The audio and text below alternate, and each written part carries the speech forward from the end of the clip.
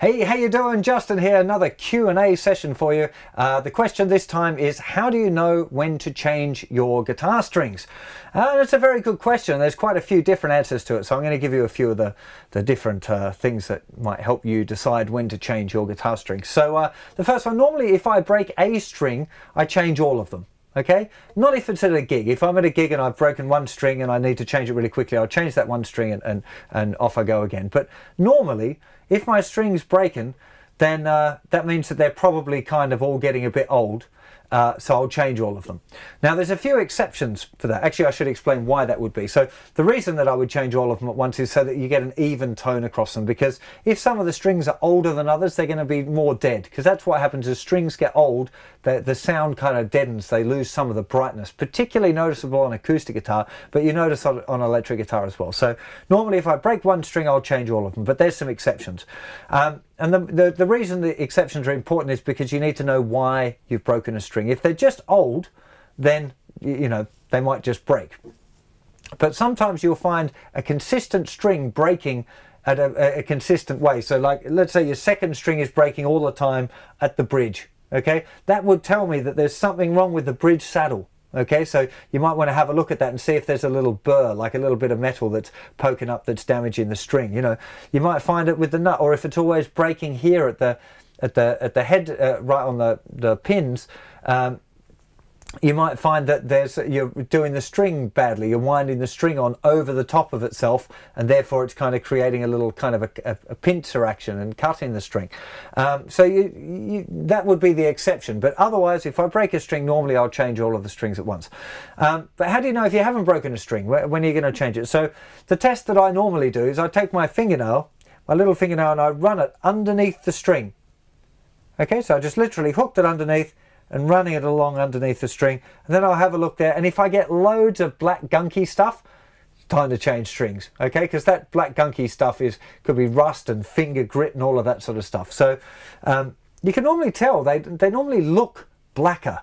You know, if you look at the string, the color of the string on the other side of the nut where you don't put your fingers, and then you look at the actual strings on the other side, they should look kind of similar.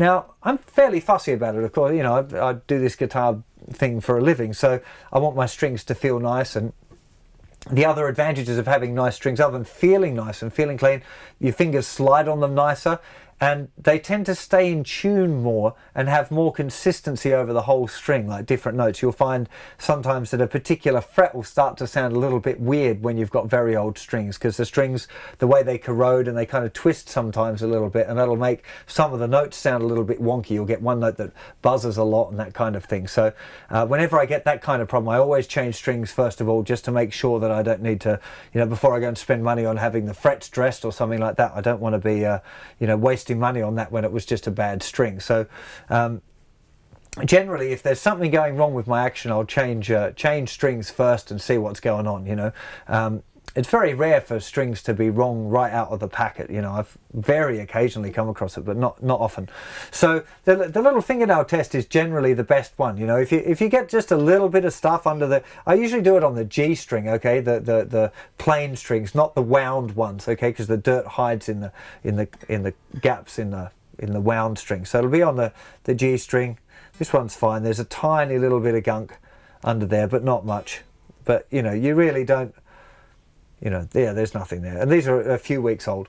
Normally, I don't tend to leave my strings on longer than a couple of months. Anyway, they're normally gone kind of bad in that time. The exception again will be coated strings. So most companies now have some sort of coating on the strings. It's like Teflon that you got on the fry pan, like non-stick sort of material. That's roughly kind of what it is. It's not Teflon, I don't think, but it's that kind of thing. So it stops the kind of the grime from your fingers and the sweat getting into the actual metal of the string and corroding it. So those strings will often last a lot longer. So guitars I don't play very often, I tend to use those kind of coated strings on, so I can get it out of the case, use it once, and then put it back in the case and bring it out 6 months later, and it might still be okay. You know, if you're not playing them much, I'd definitely recommend getting into the coated strings. Because otherwise, regular strings, if you play it even for 10 minutes, half an hour or whatever, and you get enough of that grease out of your fingers onto the strings and you put it away, they will start to corrode. So that's my time frames normally. So snap one, I change them all with those few exceptions, or if they get really black underneath when I do the old fingernail test. So that's my answer to when you should change your strings. If you've got any other questions related to this or any other questions at all, leave them in the comment section, or check it out the correct thread in the forum, and because that's where I usually go first for looking for new ideas. In fact, that's where I got this very one. So hopefully that'll help you decide when to change strings, and I'll see you for plenty more lessons and songs or Q&As very soon. You take care of yourselves. Bye bye.